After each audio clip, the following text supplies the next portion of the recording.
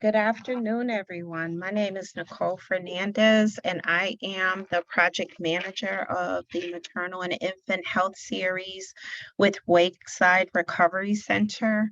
I would like to welcome you to this afternoon's session, The Holistic Birth Experience with Akilah Whitherspoon.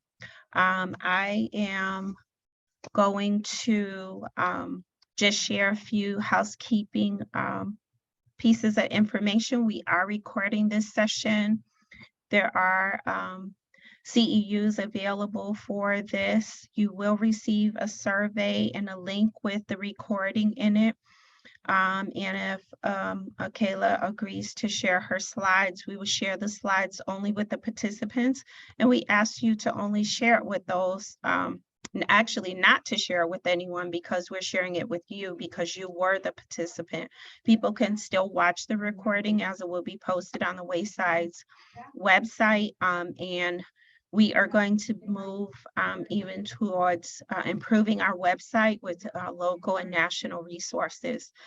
So we are hoping to launch the next year's series, focusing also on the East African community and other BIPOC community members and cultural groups, as well as the LGBTQIA community, which will be sharing some research about their birthing experiences next week on October 12th with Dr. Alvarado.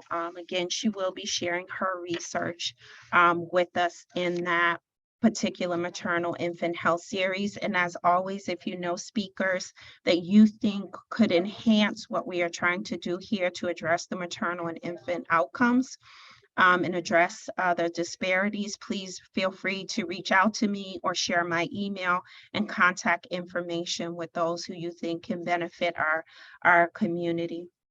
I'd just like to share a little bit about Wayside and our mission. Wayside's mission is to break the cycle of addiction and trauma for women, children, and families. Our vision is that all women, children, and families achieve healing and hope for their future, free from the effects of substance use disorder, addiction, and trauma. We also know that mental health and addiction treatment services are critical for moms, women, children, and families. And we have for over 65 years provided that service at the center, improving the lives of more than 32,000 women and over 6,000 children in the Minnesota area that have been impacted by trauma and addiction. I would like to share a little bit with you, excuse me, about our speaker this afternoon. She has done many great things, and we have met briefly trying to use the resources and connection, right, in community. That's how I do my work. I do it by networking and connecting. And we actually, I believe, connected through LinkedIn, and she responded. And I had the pleasure of meeting her in Washington, D.C. when I was at the recent conference for Black Mamas Matters. And so I am happy to share a little bit more about Akilah. Akilah started her journey as a birth worker in 2016 after successfully completing the perinatal community health worker training program with Mamatu Village in Washington, D.C. She went on to certify as a perinatal family support worker and help mothers and families navigate pregnancy, birth, and postpartum, while addressing issues such as domestic violence, housing instability, and food insecurity.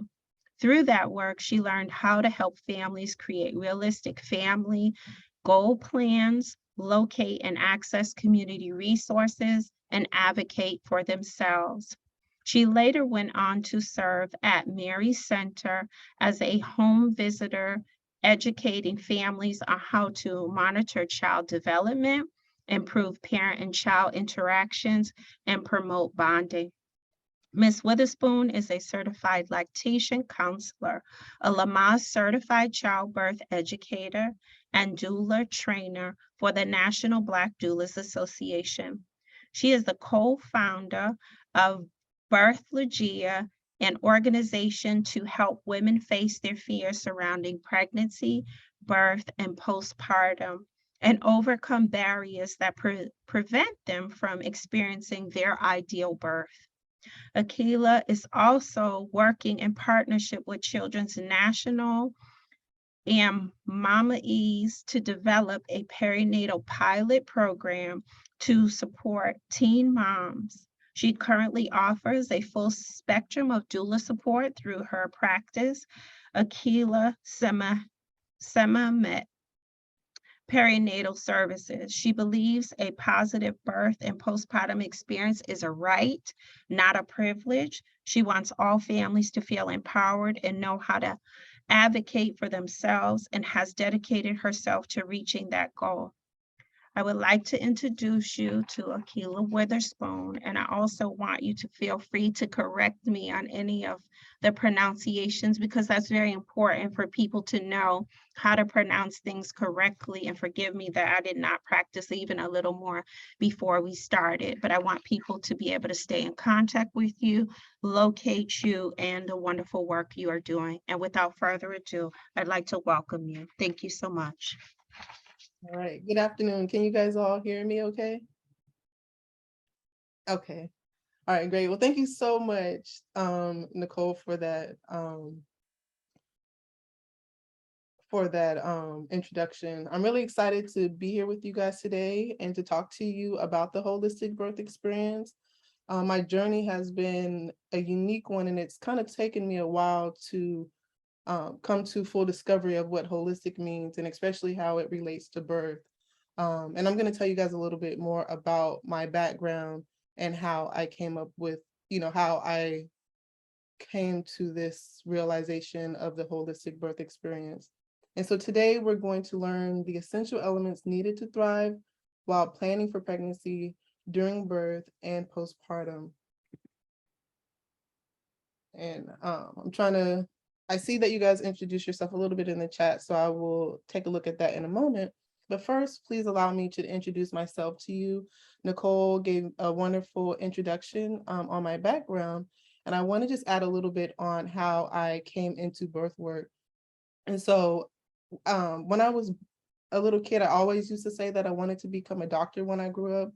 So I was on the path to medicine, and I had actually planned to go to medical school. But as I went along my journey, things changed and got altered, especially after I had my daughter. So I committed myself to birth work after the birth of my daughter.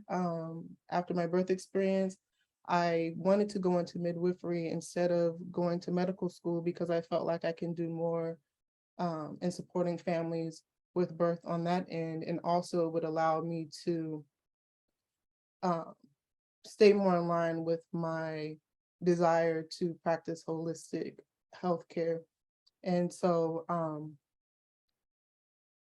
my journey, how I came on this path, it started when I first worked as a safety technician at the Armed Forces Institute of Pathology. So at that time, I was in my early 20s, and I was planning to go to medical school, but I did not know exactly which path I wanted to take. And I listened to a lecture there, and it gave me this idea of holistic health and what that meant, and being able to treat the whole person instead of looking at just the various different parts. So that lit a fire in me, that lit a fire under me, and it ignited my passion. And so I had planned throughout, while I was in undergrad, I studied biology, and I intended to go to medical school, but I still had that idea of holistic health. And so I wanted to figure out how I was going to practice medicine, but then also be able to support people with alternative healing methods. And I wasn't quite sure how I was going to go about that, but I still just continued on my path. And then after I graduated with my undergraduate degree, I worked as a research assistant at the Howard University Hospital, and I worked with an OBGYN studying fibroids. And it was a very interesting and eye-opening experience, because while fibroids, it impacted so many women, and it was a big issue as far as with infertility, women having painful periods, and inability to, and also just like a lot of pain. And so while a lot of people were experiencing issues with fibroids, there was not a lot known about them, and we didn't know like which direction we needed to take to treat them or even how they started. But that opened my eyes to women's reproductive health. And so I wanted to go I wanted to become I wanted to go into obstetrics and gynecology. But then after I had my daughter, I put a pause on medical school because there was a lot of other things that were going on in my life, and being a young mother and trying to figure out how I was going to balance being a mom, trying to follow in my career path. I landed upon this organization called Mama Toto Village. And that is where I started on my path as a birth worker. And while I was there, we worked with families that were not only trying to access resources for their pregnancy, but we also helped them with navigating other things going on in their lives.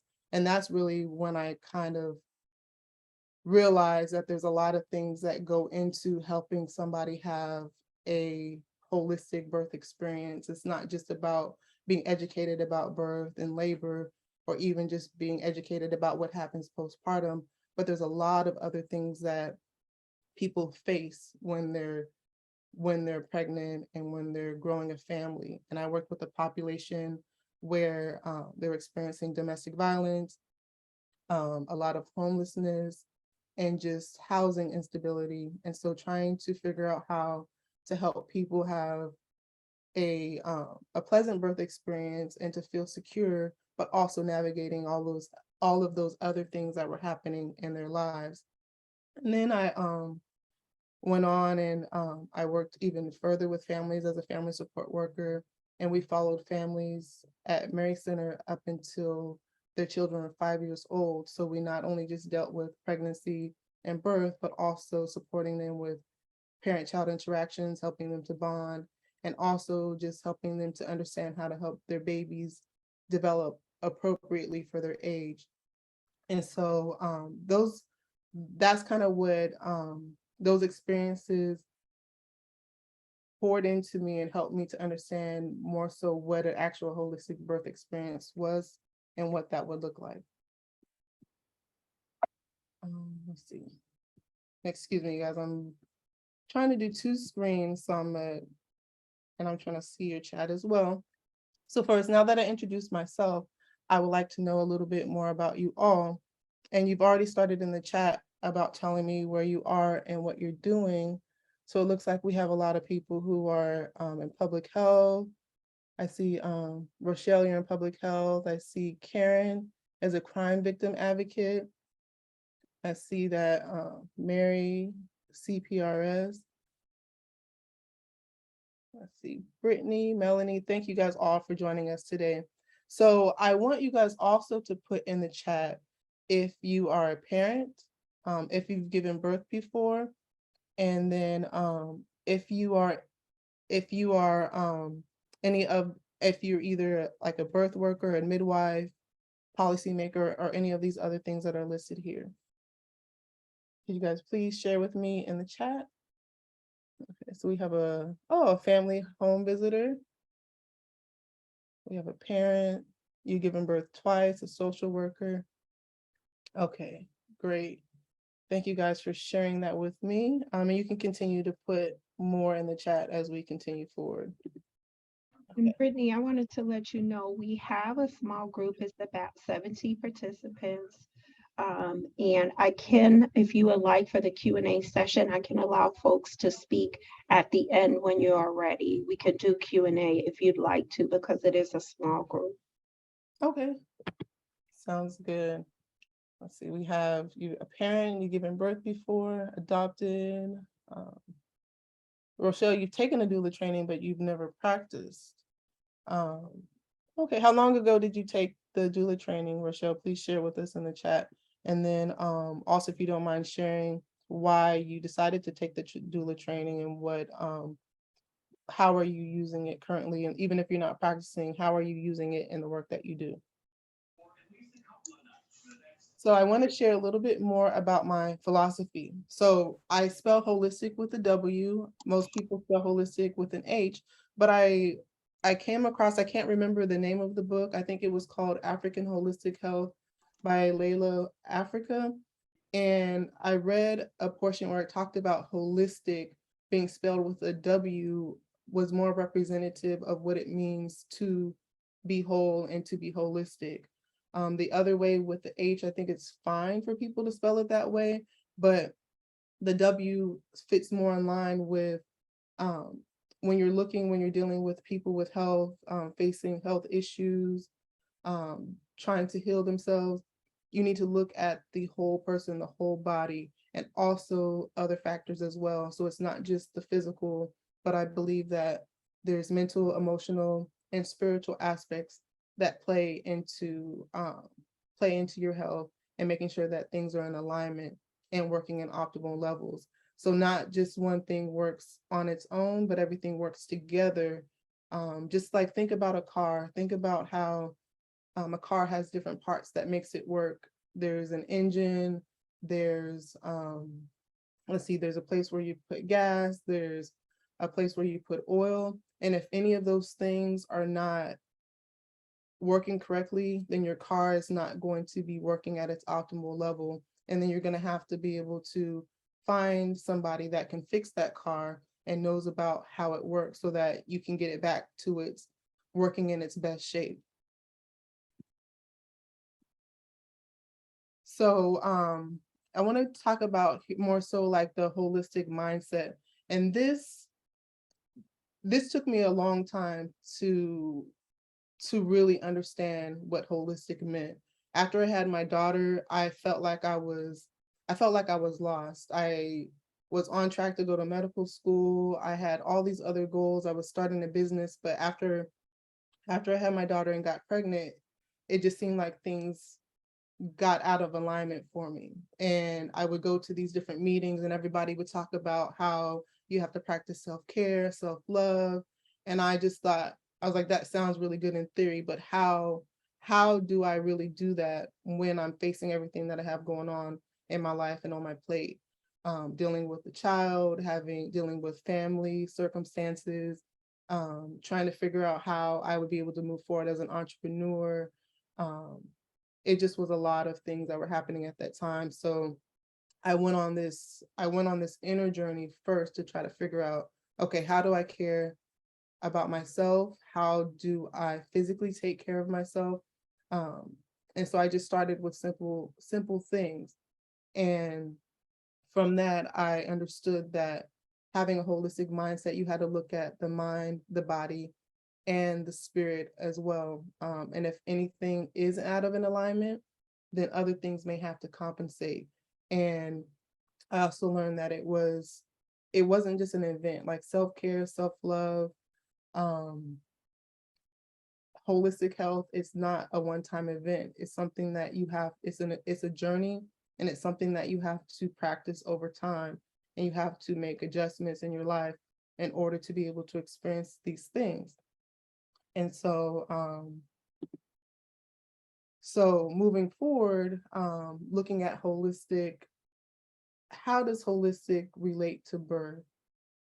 And so when you think about birth, there's basic universal requirements that are needed when planning a pregnancy, and when you're in prenatal, during labor, and postpartum, in order to have a positive birth experience. It doesn't matter the person. It really doesn't matter like economic status. It doesn't matter your family status. There's certain things that everybody needs in order to have a positive birth experience. And these requirements don't just take the physical factors in account. They also look at the mental, they look at the emotional and the spiritual aspects as well.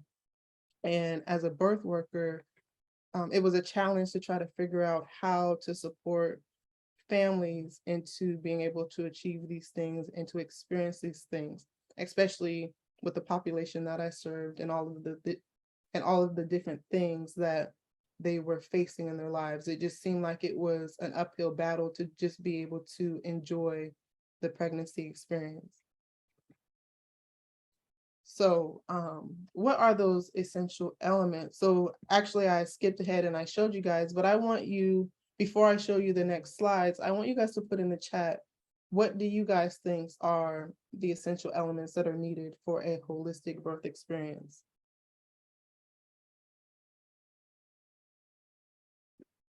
Let's see, let me take a look at the chat.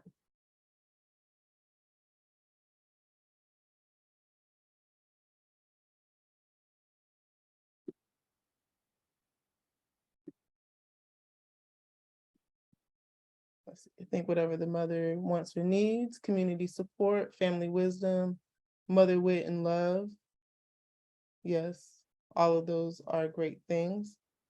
So let me share with you guys my list of different things that I think are essential. Let's see, community, family support, advocacy, absolutely. So here's a list. I don't think that it's in particular order of importance. All of these elements are important, and it may differ according to the family situations or circumstance, how much of these things are able to experience. But the essential elements are partner, social support system, education, so education about pregnancy and birth and what to expect, informed consent and informed refusal, a skilled care provider, a safe birth location, labor support, postpartum support, access to community resources, and mental health support. And I'm going to go a little bit deeper into which each of these elements look like and what they mean. So looking first at the partner, why do you guys think that is so important? And you can share this in the chat. Why do you think it's important for anybody giving birth to have a partner?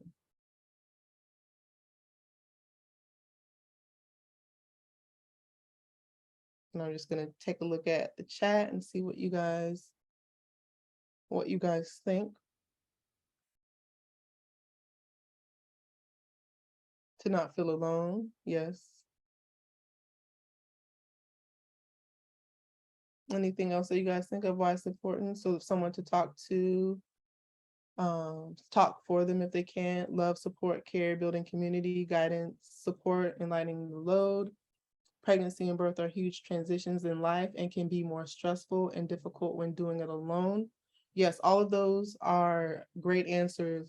So the partner, I feel like the partner's role is the most important when it comes to pregnancy, birth, and postpartum, because that partner, they know the birthing person the best and is their number one advocate. The partner can be, it doesn't necessarily have to be the other parents. It can be a family member, it can be a friend. It just needs to be somebody that knows the person giving birth very well and knows how to support and advocate for them, and that will be by their side at the most important moment. So during labor, during postpartum, being able to support them at visits if that's possible. The next thing is a social support system. So outside of the partner, it looks like we have, I'm just gonna put on mute. Okay. So outside of the partner, the social support system is very important. So friends, family, and community are very instrumental in helping parents adjust to life with a new baby. Parents that don't have a social support system, they experience higher rates of depression. And when I work with families, I help them identify, I ask them to list out who do they think in their support system are going to be able to be there for them? Who do they consider to be a part of their social support system? And those can be individuals as well as community agencies. So I know a lot of you guys are working as social workers, family support workers, home visitors. So that is also a part of the social support system, and those resources often help families get through difficult times. The next thing is education. So education is important because if you know what to expect, then you're able to make more informed choices, and you're able to know when things are not going the way that they're supposed to. And so parents should be educated about the normal physiology of pregnancy and birth and postpartum. And then they will be able to make more informed choices. And that goes to the next thing. So informed consent and informed refusal. So these are very important terms. And when I work with families as a doula, we always talk about advocacy, and we use this acronym called BRAIN that helps them to be able to ask the providers questions whenever they are facing some type of decision. And so a lot of people have heard the term informed consent, but they also have not heard the term or are not really aware of informed refusal. And so it's important to know both of those. So if a family is informed about the benefits or risks of any medical or health procedure being offered, they have the right to either move forward with it or they have the right to refuse it. And that's a lot of times, a lot of families have issues with that when they give birth in the hospital. They're not able to, while they are told that they have a choice, a lot of families are pressured into doing things that they don't want to do, or procedures that they don't want to have because they don't understand their rights for informed refusal. And then the next thing is a skilled care provider. So the care provider and the location that you give birth are one of the most important decisions that you make when it comes to your birth. The provider can heavily dictate what the birth outcome or the birth experience can be like. So families need to have access to a skilled provider, whether it's a midwife, an OB, or a midwife or an OB that would support them during their pregnancy, their birth and postpartum. That provider should be compassionate and also practice patient and client-centered care. And so that's allowing families to be able to be a partner in their care, be able to make decisions that are in line with what is best and safest for the family that's giving birth, and also what's available at the location where they're giving birth. And so then that's the next element, which is a safe birth location. And so outside of the provider, this is one of the biggest predictors of the birth experience and the birth outcomes. And so, when a birthplace has policies and procedures that undermine the natural birth process, then complications tend to occur. And so there's a lot of hospitals out there that are now trying to become more what they call mother and baby friendly. But there's still a lot of things that occur in the hospital space that can be contradictory to a holistic birth. So, routine interventions or routine inductions that are done, it's important to look at what that facility, what their history is and what their, what they normally do, what their culture is like. The next thing is labor support. So having a partner is very important, but also having a skilled labor support, such as a doula or a birth worker, is essential. So a doula is able to help families. They support them physically and emotionally and are able to provide them with information if they need to know more about things that are being offered to them.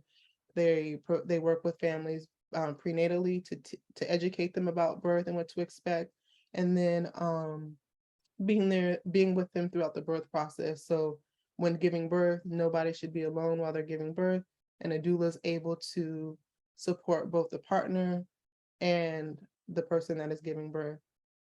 The next thing is postpartum support. So a lot of attention is placed on the pregnancy and the labor itself, but there's not much,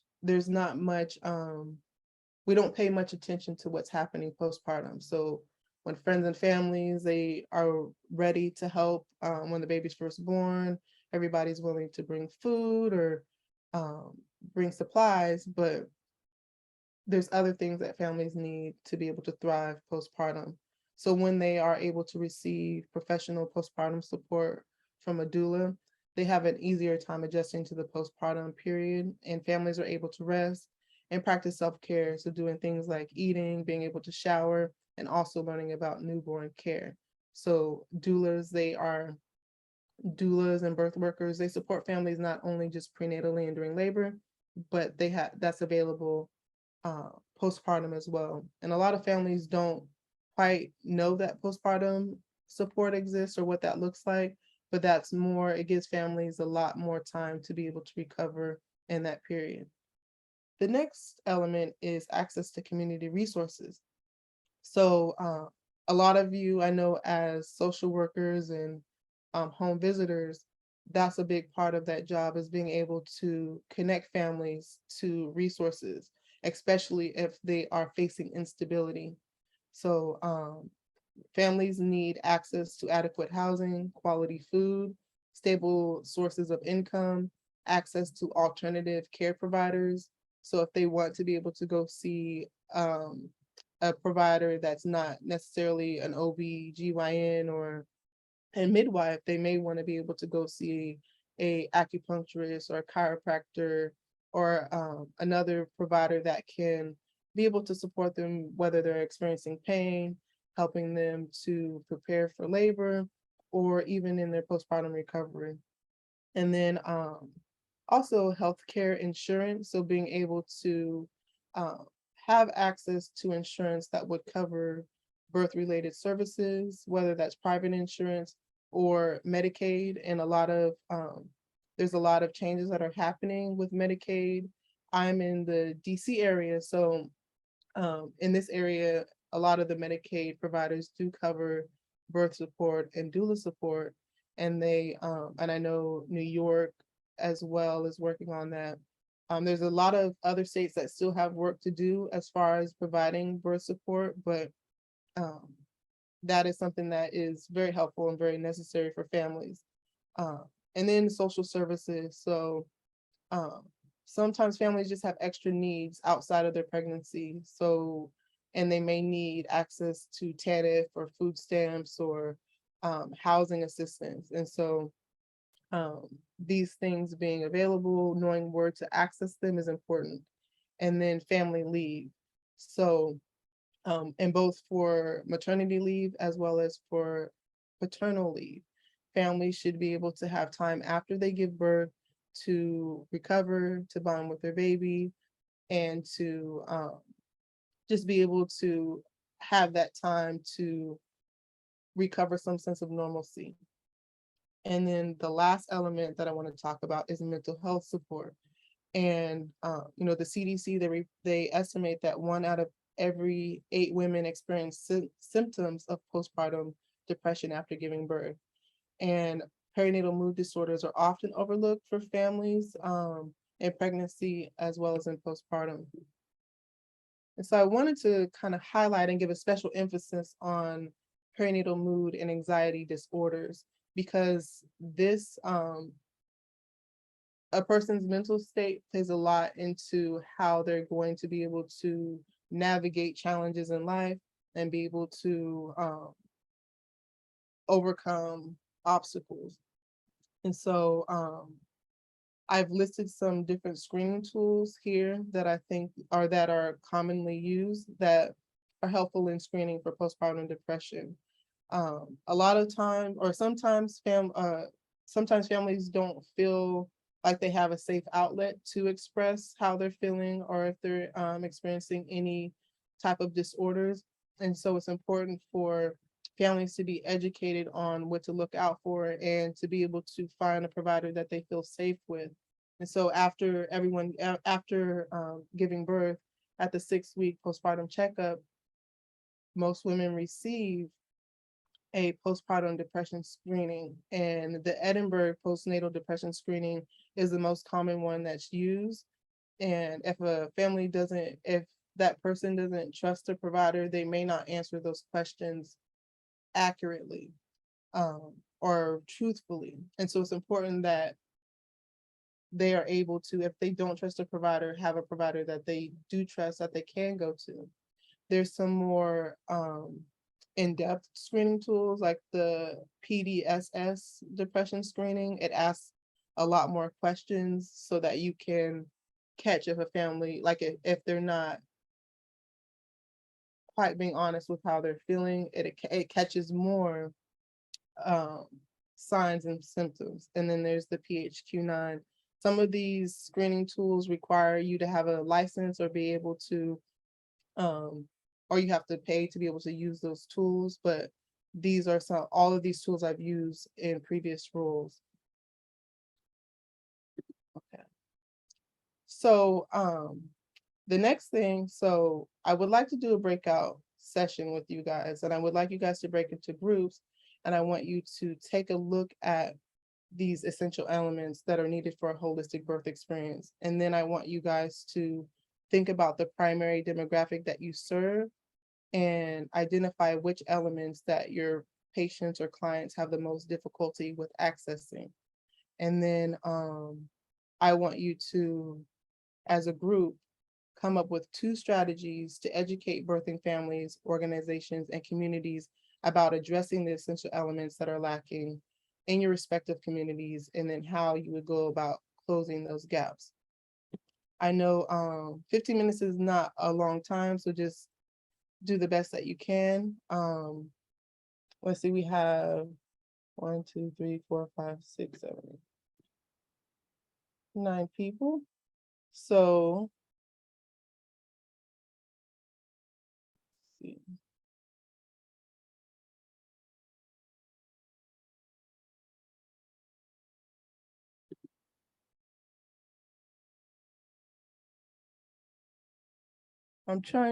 Nicole, I'm trying to figure out how to do breakout groups. So I don't know.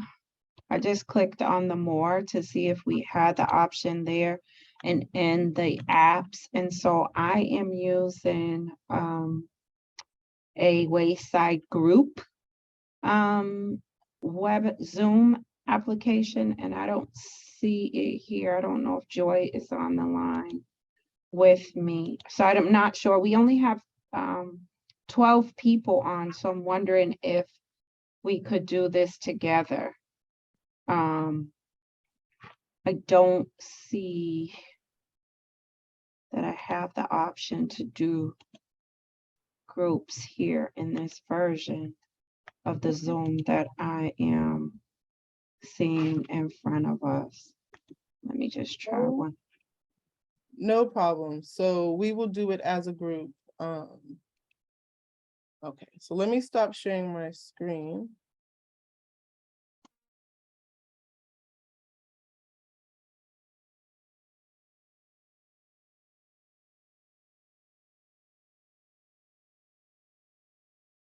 Okay.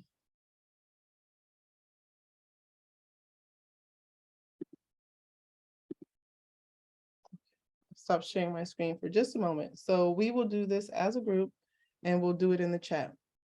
So I am going to. Actually, people can unmute. They should all be able to unmute and dialogue with you if you want. All right. All right. Do you guys mind coming off mute? No, that's fine. All right. So, okay. So I want you guys to, let's first just look at the elements. So what do you feel like is missing? Like, what do people have the most difficulty with accessing in your communities? Our most difficult with our clients seems to be housing. I know that's not something you listed, but it just, that if you can't even have a basic, roof over your head, it's really hard to work on these other things. Yeah, so I guess of the things you listed, good medical care, transportation is a barrier for a lot of our clients to get to their medical appointments. Yes, thank you. I think that is a big barrier. And I just put the screen back up with the elements so that you guys can take a look. And so that does fit into the access to community resources. So being able to have access to adequate housing, and not having to worry about where you're going to live and where you're going to put your baby stuff after you give birth and come home from the hospital. What are some other elements that you're communities are having difficulty with accessing? This is Hazel Tanner. And one of my things I've been pushing is the community health workers, because I think they can help families to navigate the system and talk about transportation and being a referral resource for them hands-on. So adequate help from a community health worker. At the same time, community health workers need to get increase in pay to do the job, because I think they're like a major case manager and they're not getting paid the value that they really are worth. You know, Hazel, I'm glad that you mentioned that, because I think that is a big issue as far as it seems like the people who are working up and close with families, doing home visits and connecting them community resources are not receiving adequate pay. And it's an issue. A lot of birth workers face financial insecurities themselves, so trying to support families, but not being able to handle their own bills and take care of their own needs because of the low pay. Let's see. It looks like somebody raised their hand. Christine. Did you have your hand raised?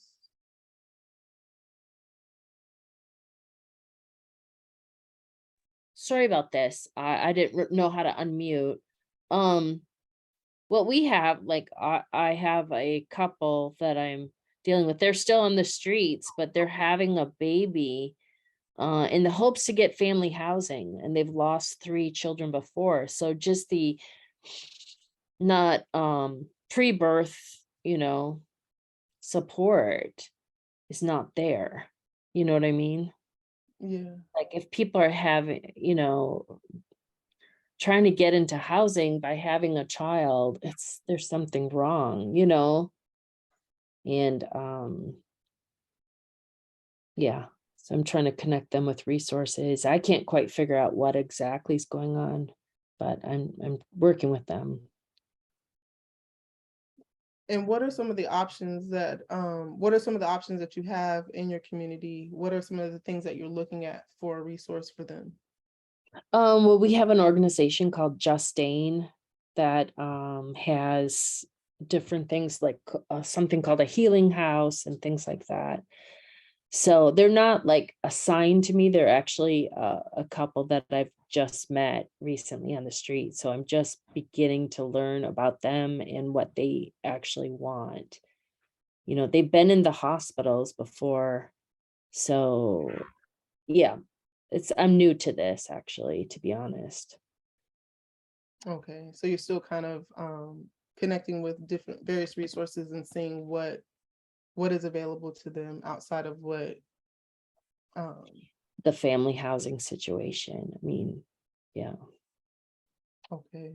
Yeah, that's tough. And I would like for us in the next step to kind of the things that we've talked about in the next step, I would like for us to share our ideas on how to address those issues and what various organizations or communities can do to either bring in more resources or to fill that need. Well, I don't want to monopolize at all. I'll just say this, the mother has a supportive partner.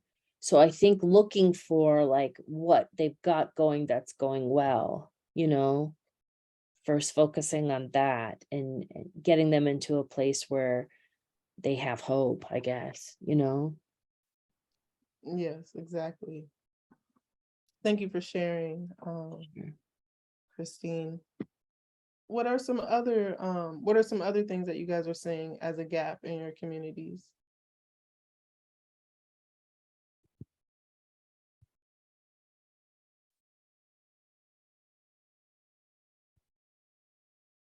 Yes, Anisha?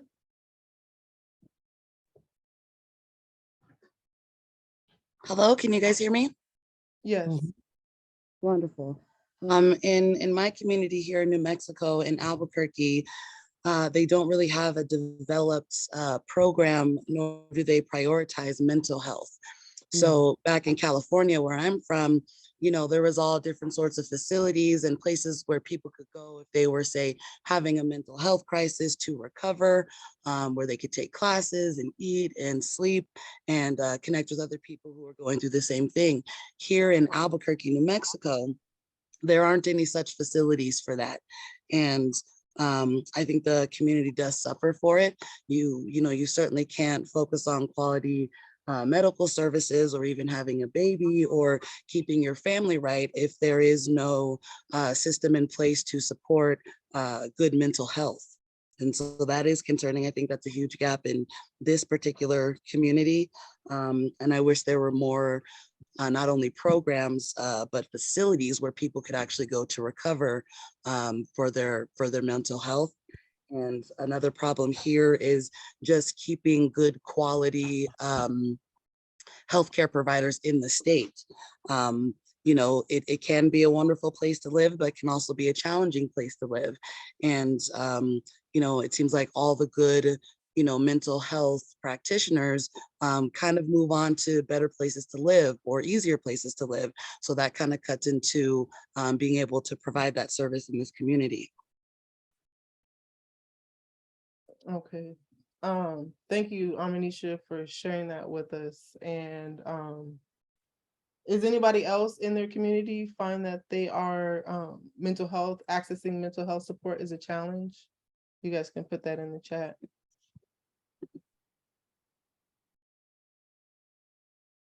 Okay. I'm just now looking at the chat who said, okay. Lack of information, resources. There are birth to 3-year programs here in Madison for the children, but we need pre-birth too. I agree. Let's see. The best thing that helped me with my postpartum depression was a support group called More Than the Blues. Christine, where is that? Where was that? What state were you located in when you participated in that?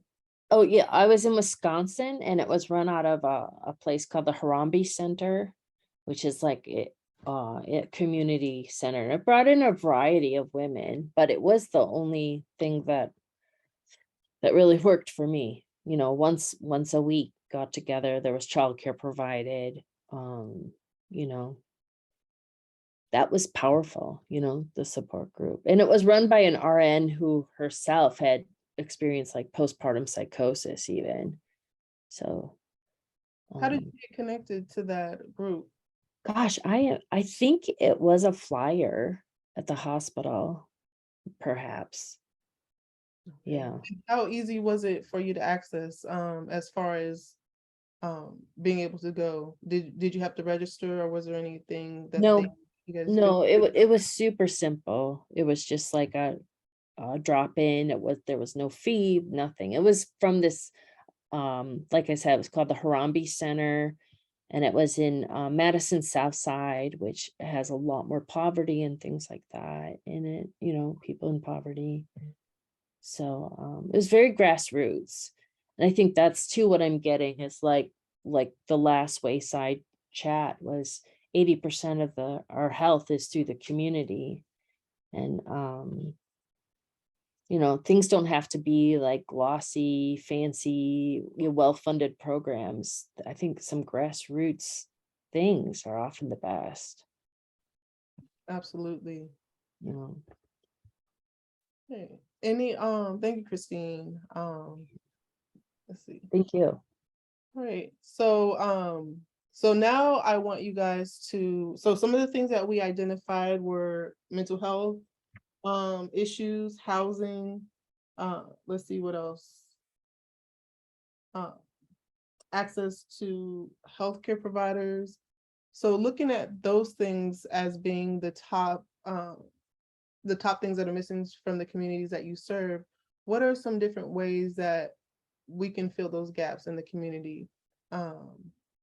What are some of the ways that you think that we can kind of deal with some of these issues?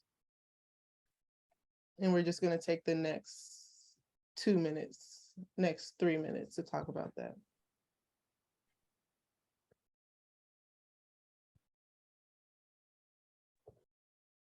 Hello? Yes. Well, I like what Christine just said about sometimes those grassroots groups and community resources are sometimes the best way to do it. Sometimes, you know, you don't have a long time to say wait on a government or wait on healthcare practices to change, but it's up to, you know, individuals who are knowledgeable to create their own groups and to reach out to people through a system like that. Yes, thank you, Amanisha. What else do you guys think?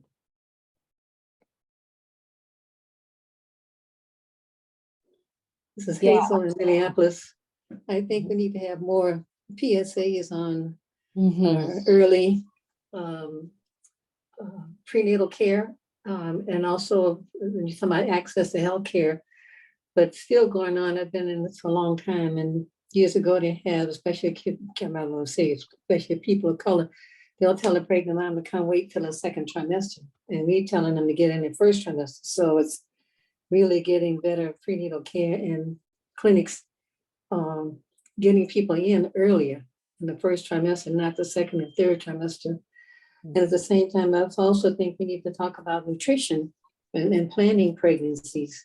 And so I don't know where it would fit in this 10 elements, but I'm looking at nutrition, preparing your body for babies. And you need to start that like 6 months before you get pregnant. I know people get pregnant by surprise, but if they're planning on it, at least start 6 months in advance, eating more nutritious foods, and then also working on mental health and getting a support system in place, you know, long before the pregnancy even initiated. Yes, exactly. And I think nutrition can fit within, you know, education as well as access to community resources. So educating them about what nutrition should look like, and then being able to access alternative providers such as a nutritionist if they need additional support, and knowing what to do, what foods they should be eating, and how to support their bodies with their nutrition. And I agree with Mother Hazel with, I have a friend whose daughter was born with spina bifida because she lacked folic acid. She hadn't taken care of her nutrition, maybe didn't do her prenatal vitamins. But I also I try to be a walking PSA, and every woman I see who is pregnant, whomever they are, you know, I'm not obnoxious, but I remind them about, you know, I tell them my story if I have a minute, and just say 80% or 70% have 80% have postpartum. And I love that people are using the word fourth trimester. That's so new to me, but that's a PSA right there, you know, that it's not, you're not done when the baby's out, you know. So Exactly. Yeah, Well, and that's when it really starts. yeah. yeah. And a PSA can be very very helpful because it puts it out there. And just like how you found, Christine, the mental health group, the support group, I think being able to put it out publicly as a PSA will make people more aware of what resources are available. And then also how communities can advocate to bring those resources to their communities if they're missing. So this hour went so fast. So I want to take the last few minutes. So first, just talking about a realistic approach. So how can we improve continuum of care for families giving birth? What roles do families and communities have to play? How can providers and organizations implement policies and allocate funding that support programs and initiatives that promote holistic pregnancy, labor, and postpartum practices? So I want you guys to be thinking about, as you go back to your communities and as you reflect on what we talked about today, when you know, if you're a part of meetings or groups that are lobbying or advocating for these resources in the communities, think about how you guys can write in policies. If you are somebody that has the power to write a policy or to provide funding for these things, think about those holistic elements that are needed, and then we can I'm sorry, you guys, think about how we can implement those in our communities and in the programs that we are building. So with that, I'll leave it for any questions or comments that you guys have today. This is also how you can contact me. You can contact me at Akilah@akilasecamet.com, and my website is akilasecamet.com. I'd just like to add, Ms. Whitherspoon, here in Minnesota, Minneapolis, we have an organization called Healthy Black Pregnancy, more formally known as Integrated Care for High-Risk Pregnancy. And so this is our 5th year. We finally got a 501c3, and we have 2 community clinics. We have African American Baby Coalition. I think there's 4 elements. Anyway, we deal with moms and babies, and so with community health workers, and so as a resource for families, we just had like billboards put up so to get the central location call to get access to help between Minneapolis and St. Paul. And so it's really been doing some training with staff and working with the community health workers. There's some training we did yesterday with 5-pronged through African American Baby Coalition. So what our thing is giving education to the people that's on the ground in the community, as well as working with the various clinics and how to work with people of color. So it's on the ground and working. So we're just pushing for that to keep it going. We got funding from the state for that. That's awesome. Mhm. That's awesome. How could I learn more about what you guys are doing? I think Nicole can send you the information because Nicole has been a part of the planning. Nicole, you have the information for iChirp, right? Yes, Okay. Akilah, I can send that to you, and I might have kind of sent, once I came right back from the conference, I tried to share people on the Black and Brown Summit that just happened this weekend. I was with a course camping up north, but I tried to share that. So what I will do is try to, and not just for you, but when I send out the recording, or a follow-up email, I will try to send out the additional resources for everyone on this call. And Okay. by all means, like I say, reach out to me. I do a lot of community communication and connection. And I'm waiting to hear back too about some other conferences that may be in our area. And I would love to connect community workers who have best practices, as well as sharing those resources. So I will get that to everyone. Sounds good. I think we have time for maybe one more question or comment before we close. Anyone? I have this thought, and I've like when I got pregnant with I had adopted a child with special needs, and then I got pregnant. My family was very against me. I come from a white suburban family, and my brother literally said to me, "I don't want you to be a strung out single mother of 2." And it's just this notion, of babies being seen as burdens or blessings, depending on your community. And I don't know, I'm just speaking out loud that, that thought feels like it affects the way mothers are treated, children are treated. You know what I mean? I don't know where I'm going with that, but it's been on my mind. No, I think that's very important, and I think that it impacts the birth experience and how Mhm. if you're feeling shame from your community and you're not feeling very supported, then you're not going to be able to enjoy the birth experience. And then there's other things that play into it as well. So increased risk of postpartum depression, increased Yes. risk of hypertension and high blood pressure, and then more complications in the birth. So I think that there's a lot of work to be done in communities, and I think it's centered around a lot of trauma.